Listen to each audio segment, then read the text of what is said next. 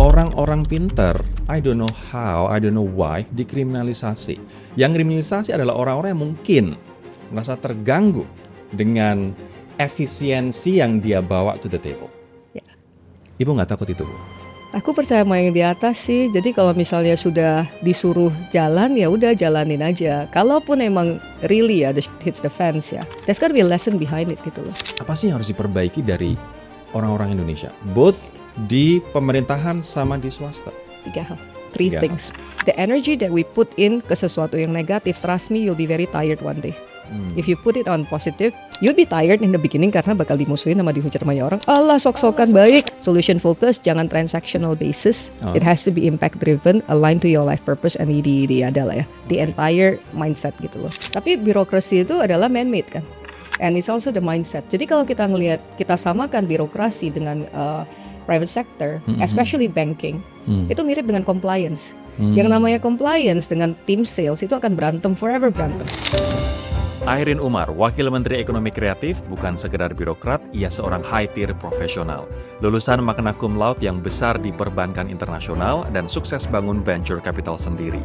Bagi Airin, ekonomi kreatif enggak cuma soal cuan instan, tapi soal kerja bermakna yang bikin semua orang makmur bareng-bareng.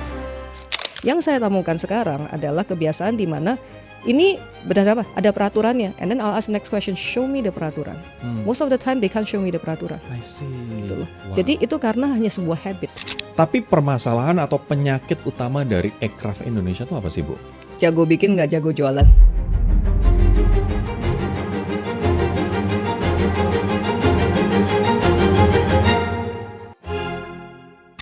Ibu Airin Umar, Wakil Menteri Ekraf. Apa kabar, Bu? Baik, apa kabar Rory? Baik, welcome to Room for Improvement. Thank you so much for making the time. Thank you for having me as well. Really appreciate it.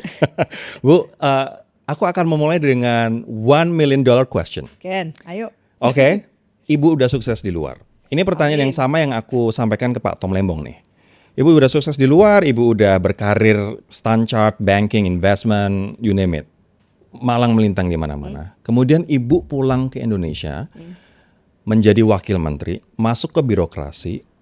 Di saat sekarang masyarakat lagi rame dan kritik juga terus berdatangan, well, whoever the government is akan selalu berdatangan kritik anyway. Why bother? Kenapa repot-repot balik ke Indonesia dan mau jadi pejabat, Bu? Simple sih, karena orang seperti saya dengan background seperti saya itu tidak mungkin dapat kesempatan untuk ditawarkan posisi ini satu. It's not about positions, it's about the ability to make impact kan, as an Indonesians. Selama ini sebelum menjabat pun juga selalu impact yang ada di kepalanya kita atau apapun juga yang kita lakukan. Misalnya nih pengen investments, kenapa investments ke sini? Karena nggak ada yang ngurusin ke gaming sector pada saat itu, tidak ada yang ngelihat ke gaming at all. Malahan gaming itu di-misunderstood sebagai perusak bangsa gitu. Right? This was 10-15 years ago kan. Jadi selalu ngelihatnya adalah dampak. Pada saat di offer this opportunity, I ask myself, my dearest universe, what do you want me to do right now? What is this all about? Gitu kan. Cuman ya, you can plan but he decides, right? Yeah. Jadi pada saat ditawarkan ini, I'm like, okay, the mission now is that I have to implement something nationwide and try to do an impact nationwide. So, as long as I still hold Indonesian passport, yeah, it's my responsibility as an Indonesian to do something for the nation. Ibu diminta untuk apa? Untuk jadi wakil menteri ekonomi kreatif. Awalnya aku masih nanya loh, yakin? Karena secara dress code, secara cara ngomong, I don't fit. I'm not a politician gitu loh. Yeah. Are you sure you want me in? Are you sure? You are hiring a bulldozer here. Are you sure? Gitu loh kan. And I respect the answer karena jawabannya adalah ya karena kita perlu orang yang punya expertise di ekonomi kreatif. Dan ini adalah kementerian baru di mana Indonesia needs to position ourselves in the global stage. And we think that you might be the right person. And then I ask kan, emang ekonomi kreatif apa Hayu? Ibu ngetes. Aku nanya. Si rekruter ini. Benar. Dan I appreciate the sincerity karena jawabnya adalah we don't know and hence we need you. I see. Like, why me? Oh, we've been watching your YouTube. So I'm like, huh? I don't have YouTube channels. That's the day that I discovered there are some videos of me being posted in YouTube by God knows who kan. Oke. Jadi ya udah nerima Dan aja. akhirnya kan. nerima. Ya. And I asked another question. Kalau nggak cocok, I can resign anytime kan? Terus? As a normal corporate person. Of course. And the answer is yes. So I said, okay, then I'll try to do this. Jadi Ibu percaya pada visi besar Presiden Prabowo? Kalau nggak percaya, saya nggak akan masuk. Ya. Hmm. As a corporate person, we know that nggak ada orang yang meninggalkan atau resign sebuah perusahaan. Orang meninggalkan and resign dari sebuah pemimpin, seorang pemimpin. Jadi pas masuk ini, ya I will ask kan, visionsnya kemana gitu loh, as a country. When I understand it, I'm like, okay, let's do this. Is it tough? Oh, very tough. Tapi ya, you only live once ya, and do your best lah. Tolak ukurnya cuma satu, simple. Aku pulang, aku bisa tidur, aku bisa ngerasa kalau okay, I've done my best, I've done my part, dan ya udah. Ini mungkin yang menjadi kenapa orang-orang pinter Indonesia itu sebenarnya malas pulang, Bu. Yakni ketika nanti kita pengen berkontribusi melalui jalur pemerintahan, pasti akan berhadapan dengan birokrasi, berhadapan dengan mentality, belum kriminalisasi. I will start with birokrasi. Okay. Ketika Ibu masuk, has it always been the hardest part dari corporate world, professional world ke kementerian? Birokrasi. Udah pasti sampai sekarang. Sampai sekarang. Tapi birokrasi itu adalah man-made kan. And it's also the mindset. Jadi kalau kita ngelihat, kita samakan birokrasi dengan private sector, especially banking, itu mirip dengan compliance. Yang namanya compliance dengan tim sales itu akan berantem, forever berantem. Relationship manager sama compliance team will always berantem gitu loh. Betul. I have the privilege to work in an international bank, di mana bank ini make sure that kita rotate. Jadi I remember I was rotated di compliance team dan juga di GSAM. GSAM itu yang manage aset-aset yang basically sudah harus di write off kan. And it's billions of dollars kan. Dari sana I understand, dari compliance perspective itu mikirnya seperti apa sih? Dari GSAM itu mikirnya seperti apa sih? Instead of just from the sales team atau relationship managers atau structuring team yang mikirnya hanya client side. Jadi when you think 360, it's easier to understand gitu loh. Nah pas masuk ke birokrasi yang saya pengen tanya adalah, guys, kamu KPI-nya atau cara berpikir kamu apa sih sebenarnya internal ya? Wow. Pertama, semuanya itu pengen berbuat baik. Semuanya pengen berdampak. Tidak semuanya as privileged as I am who had the exposures. Jadi kalau kita kembali ke teori itu ada Johari window, you don't know what you don't know. So if you expect someone to know something that they do not know, this is an impossible task gitu loh. Dan kemudian yang kita kambing hitamkan adalah birokrasi. Padahal sebenarnya bukan kan. Jadi getting to the roots of the problems and elevating people is our job as leaders within an organizations, right? Jadi birokrasi itu adalah SOP dan peraturannya kan. Kita harus tahu dulu birokrasi itu apakah it's a real bureaucracy based on peraturan. Then we find out is the peraturan masih berlaku atau tidak di era yang sekarang. If it's not, then we solve it. Yang saya temukan sekarang adalah kebiasaan di mana ini berdasarkan ada peraturannya. And then I'll ask the next question, show me the peraturan. Most of the time they can't show me the peraturan. I see. Gitu loh. Wow. Jadi itu karena hanya sebuah habit, right? So now makanya ada reformasi birokrasi kan. Di mana all the leaders we ask the right questions. Is it the fault of the people? It's not gitu loh. Karena sebuah kebiasaan, sebuah kultur yang dibentuk kan. Nah, we have to shift that culture. Ibu sering, misalnya your innovation, saya ngebayangin Ibu adalah tipe woman yang gerilya, yang hajar sana hajar sini, create sana create sini, for the betterment of our nation of course. Tapi kemudian your initiative, your innovation kebentur sama that kind of mentality. Aturannya belum tentu ada, udah diblok sama, Bu nggak bisa ini aturannya begini, Bu nggak bisa ada peraturan. Itu sering terjadi, Bu? Sering, tapi kan kita orang kreatif dan dari startup kan. So we find a way. We find a way dan untungnya my background is banking. Jadi I deal and fight with compliance all the time. I right? see, udah terbiasa. Tujuannya bukan mau fight, tapi tujuannya adalah solution focus gitu. Dimana kita melihat, oke, peraturannya ini, apa sih yang bisa kita harmonisasikan? Dan thankfully kita semua ada di Magelang kan. Jadi kalau misalnya ada berhubungan dengan kementerian lain, it's just one phone call away. I need your help. Ini help me to interpret gitu loh. Apa sih maksudnya? Kalau misalnya kita perlu berikan XYZ documents, then we'll do it, right? We have to make sure that compliance is in compliance karena there's a reason why bureaucracy is there, why compliance is there, karena ini good corporate governance kan. So Ibu gimana biar inovasinya ini tetap jalan, tapi juga ada di koridor peraturan sehingga tidak melanggar peraturan, Bu? Ada dua cara. Kalau misalnya yang namanya transformational change internal is show people how it's done. Jadi biasanya kalau orang-orang merasa government kerjanya pasti lama. We did a few things that is a breakthrough. Di mana termasuk dengan swasta ya. Saya pernah di WhatsApp gitu malam-malam, Bu kita ngerjain ini yuk. Oke, boleh. You siap ini ya. Hari Jumat malam. Bilang oke, let's make it happen on Wednesday yuk. Karena itu it's a Christmas. Siapa yang bilang gitu? Adalah yang minta request kayak Okay, gini kan. okay. So I said Christmas ya. And then they're like, okay, but how do we do this? Ya udah, A B C D ya. Then I call up my team, the small team yang Aswamen, yang junior. I said, ya udah, kita kumpulin komunitas A B C, because I know that they are willing to work. And then supaya nggak berpihakan, kita blast ke semuanya, lihat siapa yang masuk hari Senin.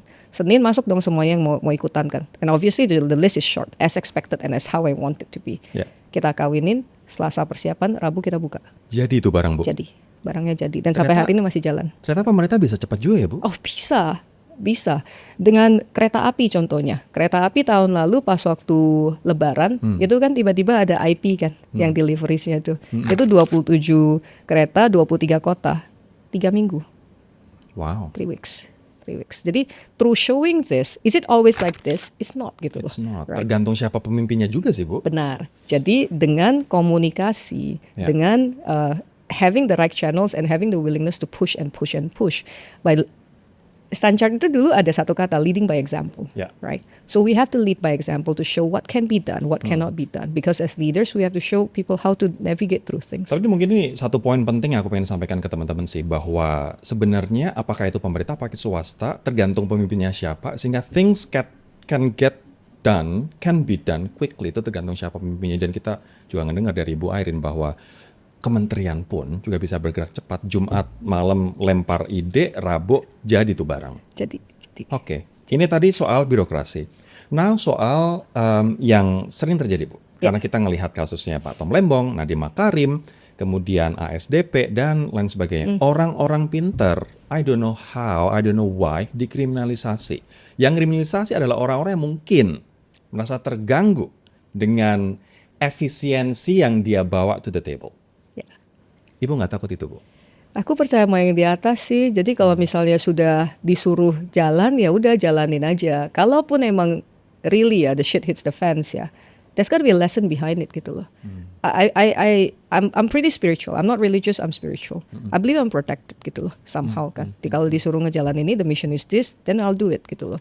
Tapi at the same time, thankfully I was put in compliance, dan trust me, pas waktu aku di compliance, waduh, it's momen paling sengsara dalam hidup aku as a banker gitu. Tapi belajarnya paling banyak kan. Oh. Dan I understand now, oh waktu itu ditaruh di sana itu karena ini mungkin ya. Buat Jadi belajar. buat belajar. Karena itu we were dealing with a penalty from US by the way. Wow. About the sanction with Iran kan. Ini Standard Chartered ini? Standard Chartered. Oke.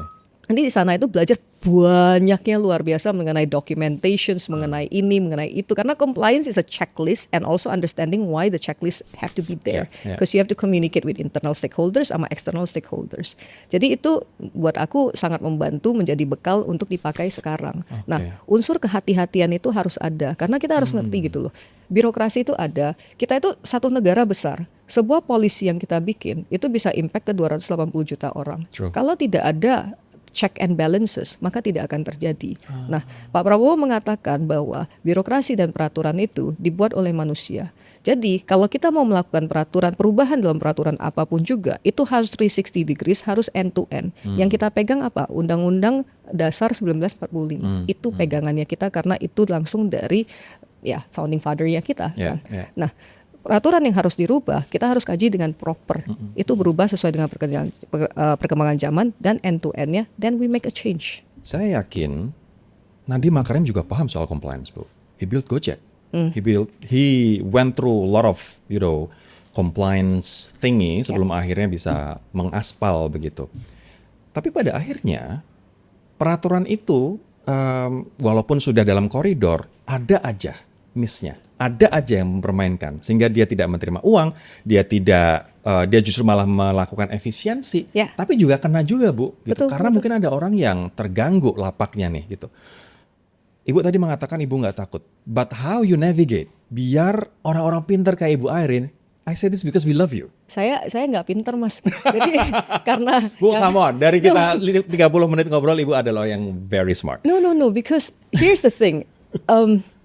I'm not smart because I ask stupid questions. Jadi kalau misalnya aku kebentur sesuatu, misalnya nih, ini nggak boleh sama BPKP kan. I will call BPKP, saya ajarin gue dong. Ini maksudnya gimana sih gitu loh. Kalau misalnya ada sesuatu yang berhubungan dengan anything lah, berhubungan dengan HR gitu kan. I'll call Menpan RB, Bu, ajarin dong ini maksudnya apa sih. I'll ask the stupidest of the stupidest questions because I don't understand. Gitu loh. Dan itu ngebantu Bu so far. Membantu banget. Oke. Karena kan nggak ngerti kan. Kalau yang nggak tahu, satu orang nggak tahu, yuk kita ngobrolin bareng-bareng. Berarti kan ini nggak dipikirkan end to end ya. Yuk kita lihat dong, gitu loh, bareng-bareng. So Ibu nggak takut dan Ibu know how to navigate karena Ibu benar-benar bertanya. Don't know how to navigate, ya benjol-benjol sih. Ditanya benjol-benjol nggak benjol-benjol banget. Cuman tetap the show must go on ya. Iya. Karena kenapa sih kalau kita di kantor itu ngelihat birokrasi, ngelihat ini, aduh ribet banget kayak benang kusut toh. Tapi when we turn the other side dan kita ngelihat pelaku, kita ngelihat komunitas, kita ngelihat pejuang ekonomi kreatif yang berjuang sendiri-sendiri, dan mereka ngeliatin ke kita yang let's do this ya. Itu harapan atau mandat yang jadi power bank kan. Power bank dan beban sih. Cuman ya lebih ngelihat ke power banknya bahwa if we do this right, a lot of people will be impacted. Gitu.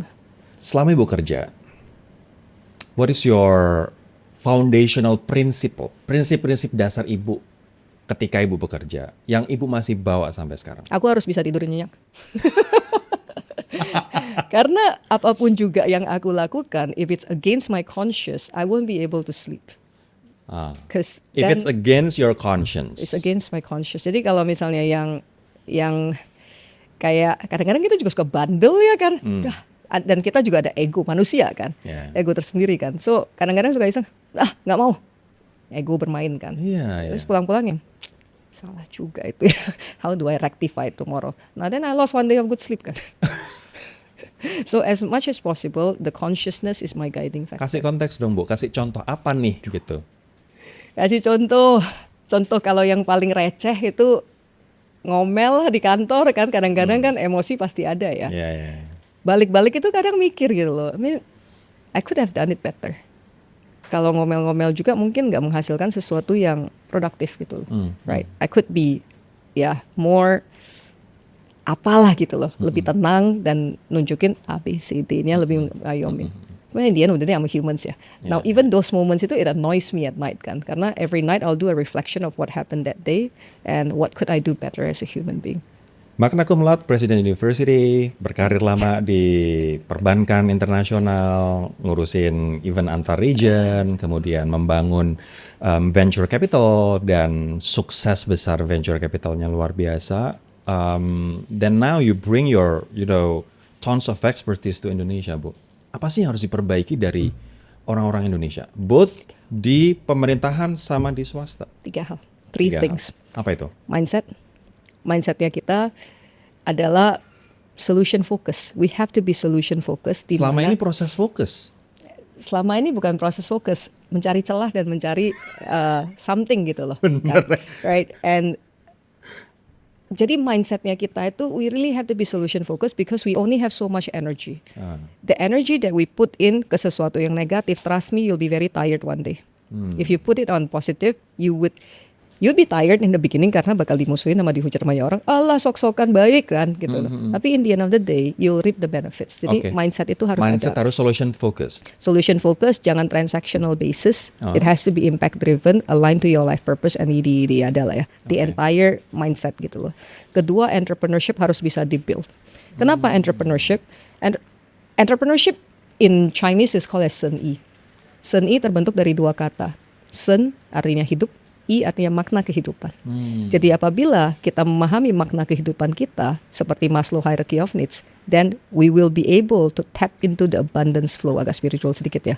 Dan inilah yang namanya bisnis sesungguhnya. Bukan bikin PT mas. Bikin PT gampang, telepon notaris besok PT jadi. But you are not an entrepreneur.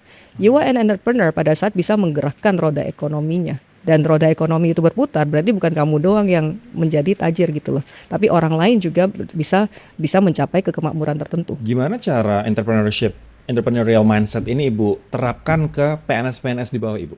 tim-tim yang ada di Aircraft? Jadi di dalam perusahaan ada yang namanya entrepreneur, ada yang namanya intrapreneur. Jadi kalau misalnya di dalam perusahaan kita selalu nge-build intrapreneur. Karena pertama saya nggak pintar, kedua saya juga males ya. Jadi saya berharap teman-teman yang di bawah saya baik di dalam company private sector ataupun di public sector itu bisa pertama mengambil keputusan. They have to be smart enough. You give them power and authority lah ya. They have to be smart enough to create a certain program and be able to make decisions on behalf of me. That's good. Ini kan harus dilatih ya. Oke. Nah ini adalah values dari entrepreneurship gitu loh, sense of ownership kan, untuk menjalankan ini supaya dan I can sleep more. Balik lagi ke sana. Jadi entrepreneurship, dan ketiga itu financial planning 101. Financial planning. I ask many people, do you want to be rich? Most of the time, ruangan yang paling ngantuk pun juga semuanya langsung, iya gue pengen kaya gitu kan. And then I ask the next question, kayanya kamu itu berapa duit? Silent.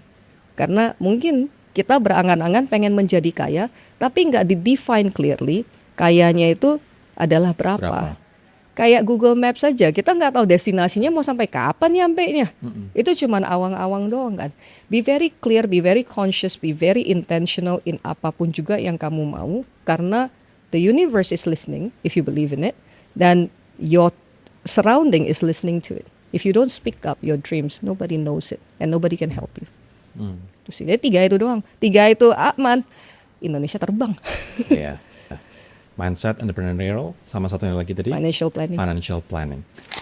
Kalau ngomongin bisnis, banyak orang mikirnya cuman soal jualan dan cuan. Asal omset gede, udah pasti bisnis sukses. Padahal nggak cuman dengan omset aja kalau mau long lasting. Yang sering bikin bisnis stuck, nggak bisa berkembang, atau bahkan gagal, itu justru operasional yang kurang tertata. Chat customer berantakan, invoice kemana-mana, laporan keuangan ala kadarnya. Akhirnya, kita nggak punya data yang jelas buat nentuin arah bisnis, dan bisa jadi malah ketika diaudit, bisnis kita posisinya minus. Nah, makanya buat owner bisnis harus berani mulai nerapin pengelolaan operasional biar lebih profesional, dan awal tahun kayak sekarang bisa jadi waktu yang pas. Sekarang udah banyak kok software bisnis yang bisa bantu tanpa harus ngeluarin biaya yang besar. Salah satunya adalah Odoo. Sistem operasional yang benar-benar all-in-one. Lo bayangin aja, di satu platform udah ada 70 plus aplikasi yang saling terintegrasi. Semua yang dibutuhin ada, mulai dari sales buat input pesanan customer, invoicing buat bikin invoice rapi dan otomatis, accounting buat laporan keuangan yang bisa dicek kapan aja. Sisanya tinggal nambah sesuai kebutuhan, ada inventory and manufacturing, sign buat tanda tangan digital, bahkan pembuatan website. Dan yang paling penting, Odoo ini udah fully localized di Indonesia guys. Udah support hitung-hitungan pajak Indonesia, ada integrasi sama Shopee dan juga Kris. Canggih kan? Nah, buat para business owner, ini waktunya bangun sistem operasional yang lebih proper, biar waktu kalian bisa fokus di growth business, bukan di perintilan admin. Coba gratis Odoo atau bisa ngobrol dulu sama pakar Odoo buat tahu kebutuhan kalian, tinggal klik link di description box. Program-program pemerintah. So you said that you believe in the big vision of our president, right, Bu? Tapi program-program pemerintah kayak MBG, terus ya peraturan perundang-undangan, dan kebijakan yang lain itu sekarang sedang dikritik, termasuk pemanfaatan lahan. Dan Ibu sebagai orang yang dari luar, then how you navigate? Do you feel comfortable? How do you navigate? I don't feel comfortable. Being comfortable is a very dangerous zone to be in, because when you're in comfort zone, you stop evolving, you stop innovating kan. Nah, di program pemerintah yang sekarang, is it perfect? Bapak sendiri bilang this not perfect gitu loh. Karena kita baru 400 ini recorded ya. Data. Ya. At the time when it's recorded is 445 days kan since our inaugurations. Melakukan planning apapun juga dalam kehidupan kita, di kehidupan pribadi ataupun perusahaan, it takes time gitu loh. Apalagi program nasional yang sebesar ini. It takes time, it takes adjustments, and I agree that we have to do it faster. Itu I agree. But I believe that with time that's given, with trial and error yang should not be trial and error, we will get to the results that we need to. Memang kalau dari Aircraft yang kita lakukan, kita break it down to smaller pieces. Jadi bisa quick gitu loh. Nah sekarang kalau kita ngelihat ya, satu program pemerintah apalah cek kesehatan gratis contohnya. I'm sure listeners coba deh tanya deh, berapa orang sih tahu kalau KTP-nya kita itu setahun sekali, nggak usah nunggu kita ulang tahun, kita bisa cek kesehatan gratis yang bukan kayak di mall-mall gitu loh, yang bukan yang cuman cek kolesterol, cek ini, cek itu. Itu bisa sampai ke cervix cancer, bisa sampai ke USG. Oh ya, Yes, aku malah baru tahu. Hanya dengan KTP kita, KTP kita. tanpa menunggu hari ulang tahun kita. Tanpa menunggu Karena Pak hari Budi ulang Gunawan bilangnya harus menunggu ulang tahun tuh Bu. Awal-awal memang harus menunggu ulang tahun, tapi setelah seiring berjalannya waktu kita ngelihat ini kayaknya kurang efektif deh. Mendingan kita setahun sekali aja. I see. Ini fleksibilitas yang ada di dalam government, karena you have to remember that government juga manusia ya. Jadi pada saat di awal kita yang setiap ulang tahun aja, kenapa? Karena pengen ini sebagai hadiah gitu loh. Kesehatan adalah hadiah terbaik kan. Namun pas pelaksanaannya agak susah nih. Ya udah setahun sekali gitu loh. Ini adalah fleksibilitas yang di kita harus berubah lah ya. Namanya kan startup, this is not business as usual gitu loh. Nah, namun dengan itu aja, saya nanya nih teman-teman ke yang ASN kan ada ulang tahun. Kamu dapat SMS atau WhatsApp gak dari pemerintah? Oh dapat, kita diucapin happy birthday dan juga di remind untuk cek kesehatan gratis. Did you do it? No. Kenapa? Ribet. Udah dicoba belum? Belum. Terus on what basis you say it's ribet? Ya juga sih. Ya kan. Jadi kita itu ribet gak sih dari internalnya kita, whatever program prioritas itu, contohnya cek kesehatan gratis ya, we will do it gitu loh, we will try it, I myself will try it, so I know bottlenecknya di mana, supaya bisa kasih masukan gitu. Karena as more people who give masukan yang produktif dan membangun, maka prosesnya bisa diimprove terus menerus, right? So cek kesehatan gratis, is that aircraft? Kalau if I say mau pasang kacamata kuda, kesehatan bukan urusan gue, itu urusan Ministry of Kesehatan. Negara nggak akan berkembang Pak, ya kan. Jadi kita pengennya adalah ini cek kesehatan gratis, bagus untuk pejuang aircraft nih, karena pejuang aircraft juga harus sehat kan, bagian dari warga negara Indonesia. Yuk kita kerjasamakan. Yang kita lihat ada yang kurang baik atau yang baik, dan kita report kepada Menteri Kesehatan sama Wakil Menteri Kesehatan. Lihat ya bro, ini loh. Jadi ini salah satu program dari Kementerian Aircraft juga adalah pejuang aircraft bisa mendapatkan fasilitas untuk check up gratis, bahkan sampai sedalam ngecek cervix cancer dan tidak hanya darah ataupun kolesterol ya Bu. Dan bukan hanya itu. Jadi kalau kita cek kesehatan kan udah dik-duk takut gitu kan. Nah kita ada IP-nya kita masukin, karena IP is under us. Jadi ada imut-imutnya lucu-lucu. Jadi pas masuk itu kita nunggu juga lucu ya nih ya. Ada komiknya, ada ini, dan kita juga addressing mental wellness. Because for me mental wellness is very important. Not only in Indonesia but in the world. Oke. Jadi kita bikinnya tuh, I wanna make Indonesia as the center of creativity. I wanna bring back joy and happiness to this place. Karena we are happy people. Tapi kadang-kadang nggak dikasih lihat gitu. Karena kan kita budayanya Asia ya. Jadi mungkin nggak terlalu ekspresif juga. Makanya pas waktu ekspresif di sosmed yang nggak kelihatan wajah, kita agak eksplosif gitu loh. Nggak bisa disalahin juga. Karena ya that's the reality of us.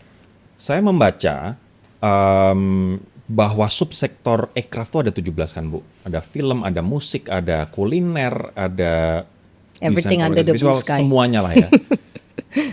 Pokoknya ada IP-nya, bisa scalable dan lain sebagainya.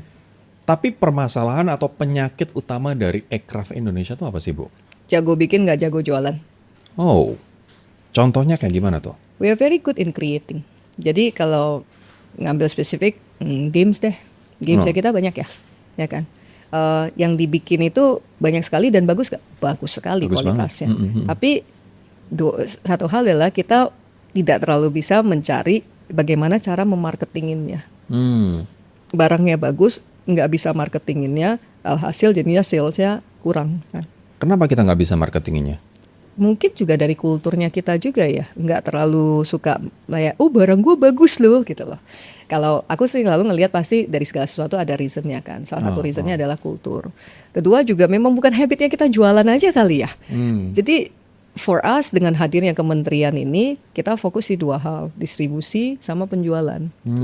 Jadi bagaimana sih kita bisa naikin itu. Kedua juga idealis kan, kalau pejuang aircraft itu kan banyak yang idealis kan. Betul. Idealisme itu kadang-kadang bisa bermusuhan dengan uang gitu. True, benar true. kan? Setuju banget. Kita harus berteman dengan uang, karena uang itu is not the roots of all evil, it's something that's neutral. Right? Kalau mindsetnya itu adalah duit itu adalah sesuatu yang netral, maka apabila hasil karya kita mau berdampak, hasil karya kita harus reach out ke as many people as possible. pada saat dia reach out to as many people as possible, that means your revenue needs to be high. Jadi apabila kita menggunakan uang atau revenues hanya sebagai penggaris dari kita punya impacts, dan kita jadi berteman dengan uang. Aku kadang-kadang berpikir bahwa kadang-kadang idealisme sama komersialisasi bentrok. Padahal tanpa komersialisasi, tanpa kita dapat uang, idealisme nggak akan bisa terjaga terus-terusan. Betul. At the end of the day kita akan kehilangan fuel ini. Betul. Jadi keseimbangan itu yang harus dijaga, Mas. Jadi kalau komersialisasi Paul, ini akan menjadi transactional and erosion of idealism dan prinsip. Makanya orang korupsi karena itu kan. Ya. Nah, tapi kalau misalnya kita jaga di tengah-tengah idealism on kenapa kita memulai sesuatu, right? Dan digabungkan dengan komersialisasi karena ini adalah realistik bahwa ini harus berputar, maka ini adalah level yang harus kita capai. Dan mesti gimana biar jualan? Dan peran Ekraf gimana, Bu? Kalau orangnya pertama harus confident dan berani shout out to the world that produk gua ini dan produk gua bagus dan kenapa gua bikin ini. Ya kan, jangan malu-malu gitu toh. Kalau Ekraf kita menyediakan panggung sebesar-besarnya. Concrete example, I like to give concrete examples. Orang-orang selalu merasa kalau ke luar negeri itu susah kan. Ya. Jadi dan kita lagi efisiensi. Nggak bisa saya berangkatin semua. Jadi pas Osaka World Expo bersama Mas Didit itu kita diberikan satu area di mana pejuang Ekraf bisa meng-showcase produk-produknya mereka. Tapi saya nggak punya budget untuk berangkatin semua. Tapi saya punya suitcase. Ya udah saya hand carry aja semua ke sana gitu loh. Untuk ngasih lihat dan juga barang-barangnya. Dan selain di Osaka World Expo, kita tahu hubsnya penjualan itu ada di Tokyo. So in the same trip, salah satu yang kita visit adalah Takashimaya Tokyo. Tujuannya apa? Supaya barang kita bisa berjualan di sana tanpa pejuang Ekraf berangkat. Tapi masalah kita kan juga tidak hanya jualan, Bu, tapi konsistensi kualitas. Betul. Tapi kalau misalnya kita di otak kita jualan, bagaimana dengan hal yang lain? Konsistensi kualitas misalnya, representasi. Ya kan? Betul. Trustworthiness. Betul. Itu gimana Ibu melihatnya? Untungnya kita ada 280 juta orang, maka dari itu kita ada banyak sekali usaha-usaha dan pejuang kreatif yang ada. Ya kan, yang tercatat hampir 30 juta. Nah, dari 30 juta itu, aku cuma perlu 0.1% yang sukses untuk menjadi success story-nya. I don't need a lot kan. Kenapa? Yang lain pasti akan protes aku. It's okay. I just need sosok yang bisa sukses, yang bisa jadi mentor dan bisa menjadi seseorang yang you've made it because of your hard work and your different mindset gitu loh. Nah, the key is in honesty. Di awal-awal kita akan nanya kepada pejuang Ekraf ini, what's your production capacity realistically dengan maintain yang sekarang? Karena kalau mau scaling up itu that's another problem of us nih kan. Jadi mereka bilang kayak paling 1 bulan itu bisa produksi 500. Okay. Then the marketing strategy is sell this as a limited edition. Right, not as a mass market. Dan sekarang is a very timely sikon gitu. Kenapa? Karena dengan adanya fast fashion, dengan kondisi kita punya our climate change and all, right? It's no longer the era of mass production. True. It is the era of personalized products. The question is how do we do the storytelling of it? Tapi on the contrary, kalau misalnya produknya ini adalah abundance yang kita bisa mass production, ya kan?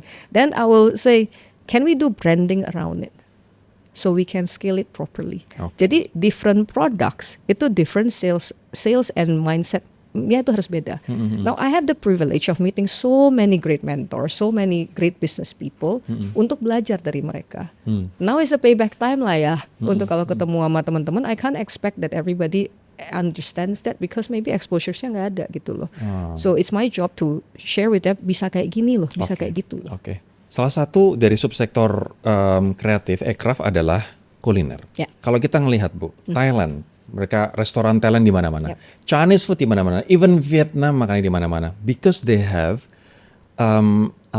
kayak branding sama ya udah berarti kalau Vietnamese food ya kayak begini. Betul. Orang udah bisa expect. Betul. Thai food ya berarti kayak begini gitu. Mexican food berarti kayak begini.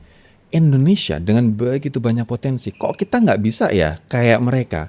Indonesian food tuh apa di luar negeri itu terlalu scattered dan bahkan kadang-kadang nggak ada restoran Indonesia yang benar-benar meledak gitu kayak Thailand, kayak Chinese restaurant. Why Bu? Apa masalahnya? The challenge is we are too rich. We have too many varieties. Itu challenge kita justru. It's a biggest challenge. Jadi, if we have soto, How many soto do we have? A lot. How many sambal do we have? Dari Sabang sampai Merauke. Tell me which one do I have to promote first without Susah. creating a fight. Susah. Karena nanti dari Sulawesi akan iri, dari Bali akan iri. Begitu masalah kita. Jadi kalau kita berkaca dari Thailand, tapi apakah kita menghentikan langkah? Enggak, ini cuma challenge-nya doang kan. Oke. Kita enggak akan menghentikan langkah. Jadi kalau kita ngelihat Thailand, kenapa ada green curry, kenapa ada red curry? This did not exist. Green curry-nya permutation-nya banyak sekali. Red curry-nya permutation banyak sekali. Tapi dipromosin keluar, green curry, red curry. Why? Simple to be remembered. Dan consistently talking about only one. Right? Does Indonesia have a chance? We do gitu loh. Sekarang kita cuman harus basically pick, saya maunya ini gitu kan. Ininya itu kita harus siapin apa, bukan hanya milih ya, kita milih dish A gitu loh. Sembari teman-teman bisa kasih tahu ke aku Indonesian dish itu apa sih yang harus aku yakin Jangan pasti nasi banyak goreng, banget sate, ya. soto. Nah, nasi goreng juga ada banyak, kecombrang, Iya, kampung betul, dan kawan-kawan kan. betul, Nah, betul. nasi goreng itu satu macam atau apapun juga satu macam. Yang kita harus benahin juga adalah untuk nge-create satu dish ini ada ingredients ya. Ya, ya. That's the spices. We talk about spice routes kan. Di negara-negara tertentu ada makanan yang cocok. Di Rusia for example, peanut sauce base it sells gitu loh. Nah, peanut sauce base berarti butuhnya apa? Kita bagi dua, apa yang bisa di-sourcing di negara tersebut, apa yang bisa di-sourcing di negara lain. And then kita beresin dengan kementerian terkait, Kementerian Perdagangan, kementerian yang ngurusin untuk ekspor barang, bea cukai, dan KJRI setempat. We are in the process of gathering those data right now. You are in the process of gathering that. We are in the process of gathering this data. So wish me luck so that whatever that we come up with, aku nggak bakal dihujat orang-orang kenapa ini dulu, kenapa itu Yeah, dulu. But yeah. I understand that's the potential consequences that we will have to face gitu loh. Artinya Ibu dan tim harus memilih makanan mana yang nanti akan dijual, di branding sebagai makanan Indonesia gitu. Jangan aku lah ya, tapi kan as a team kan. Dan of course kita ada, nggak bisa di aku juga karena dari birokrasi, karena check and balances itu harus FGD lah, harus inilah, harus itu untuk nyampe ke sana, makanya lama. Tapi kan at least semua orang punya opini ditampungkan. Oke. So there are a lot of initiatives that we are doing around culinary because it is a big pain. And last year itu ada a small thing that we did, is called as sambal diplomacy, True. which is something fun to do with the British Council. Imagine the staple food of the UK is fish and chips, right? It's plain, right?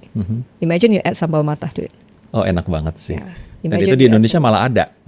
Banyak. And I want to bring it to the UK. Ah, Jadi hal-hal kayak gini yang kita berharap bisa menaikkan taraf dari Indonesia. Tapi internal kita jangan berantem guys. Ayo kita bareng-bareng gitu loh. Sotonya itu ya udah soto Indonesia misalnya. Betul. Mau dia bening atau apa, udah mau bagi dua, soto bening, soto nggak bening, beres gitu Iya, kan. iya, Apapun iya. juga namanya, supaya orang-orang relevan. Kalau nggak itu ego pribadinya kita. Ya, Kan? ya. Jadi kita bisa lihat mungkin, I don't know, within 5 or 10 years, orang luar akan bisa mengidentify makanan Indonesia itu kayak apa aja. Is that your target? 5 to 10 years, Bu? Atau Sooner the better. I'm from private sector, you must remember. So as much as possible, I want to get it done yesterday. Cuman ya, I have to respect the check and balances, the process Yeah, gitu yeah, kan. yeah. Jadi untungnya kita ada banyak subsektor. Jadi kalau yang ini lagi ngikutin prosesnya, then I can move to another subsectors Oke. to look at. Tapi at least satu kesimpulan adalah artinya pemerintah nggak diam ya untuk kita membranding makanan Indonesia itu apa di dunia luar biar kita nggak ketinggalan terus. Vietnamese, Thai dan lain sebagainya, Chinese and so on. We don't stop. At least from what I can't comment previously because kalau ada jokes di antara women-women yang lain itu I'm a diaspora kan, karena I just came back for this role. Jadi yang I can't comment much, tapi in this my fellow friends, we every time we meet we jokes, but then we work gitu loh. Okay. We in fact find ways to collaborate with each other so that we can meet up more often. Oke, Bu, kalau saya kreator kecil, saya punya IP, ya kan, intellectual property. Apa langkah biar saya bisa make money out of this dan scalable, terus sustainable hidup dari industri kreatif ini, Wait, content IP. creation ini. IP apa? Misalnya, I don't know, social media atau social media personality misalnya, podcast atau misalnya film-film pendek gitu. Oke. You are the creator, tapi kecil. Gimana bisa kita percaya bahwa me as a small creator, aku tetap bisa hidup kok. Dan caranya gimana biar berkembang? Pertama, find out your why. Kenapa kamu meng-create sesuatu? Ini apply to everything ya. Yeah. Jadi find your why. why do you do this? Apakah ikut-ikutan? Apakah opportunistic? Atau apakah ini benar-benar yang kamu mau? Gitu loh. Dig deep enough so you know your positioning as a person, as a creator kan. Itu adalah your unique selling point that is uniquely you, authentically. Highlight, bold, underline, authentically you.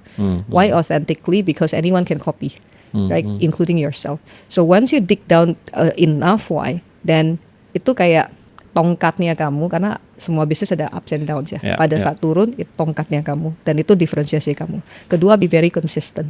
Semua kreator yang di luar sana consistently every day put out and show up, no matter rain or shine, no matter ada audience atau enggak, show up every single day.